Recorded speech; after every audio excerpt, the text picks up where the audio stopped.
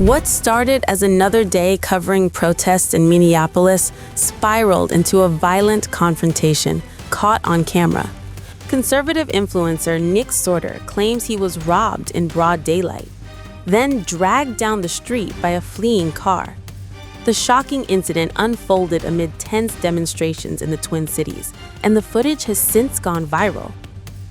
According to Sortor, the trouble had been brewing for hours. In a post shared on X on January 18th, he said a group of protesters followed him and his crew throughout the day as they documented unrest across Minneapolis. He claimed the group tracked their movements, watching, trailing, waiting. Then suddenly, things escalated. As Sortor drove down a Minneapolis street, one woman from the group allegedly made her move. She reached into his vehicle and grabbed a camera straight from his hand, a device Sortor later said was worth around $1,000. On the video, one of his companions can be heard asking, quote, "What did she just do?" Sortor's car screeched to a stop. Before anyone could fully process what happened, he jumped out. The footage shows Sortor sprinting after the suspect as she attempted to flee. What happens next is partially obscured by the vehicle, but Sortor and the woman appear to struggle briefly in the street. Seconds later, the situation takes a dangerous turn. The suspect gets back into her car and speeds off. Sortor doesn't let go.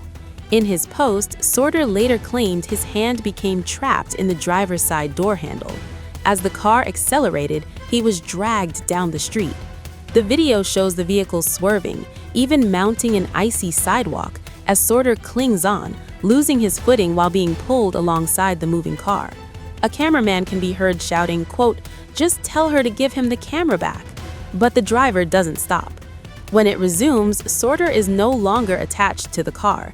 It remains unclear exactly how or when he managed to free his hand. Breathing heavily, he walks down the sidewalk and says, quote, "They just stole my camera."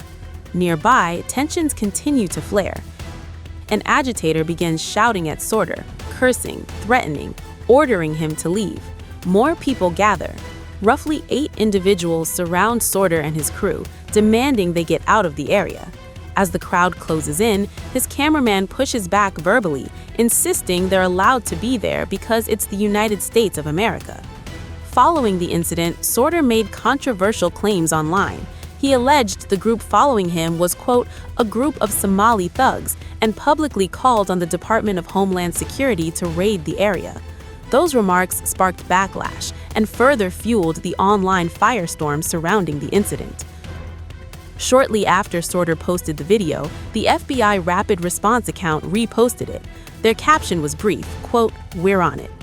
That repost alone intensified scrutiny around the case, raising questions about whether federal authorities were monitoring the situation.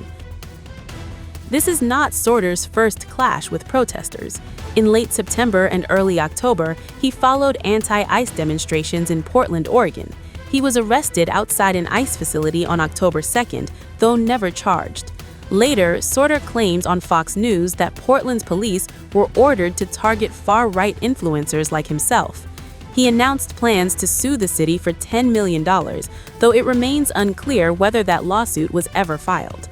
The Multnomah County District Attorney's Office later stated police had probable cause to arrest Sortor.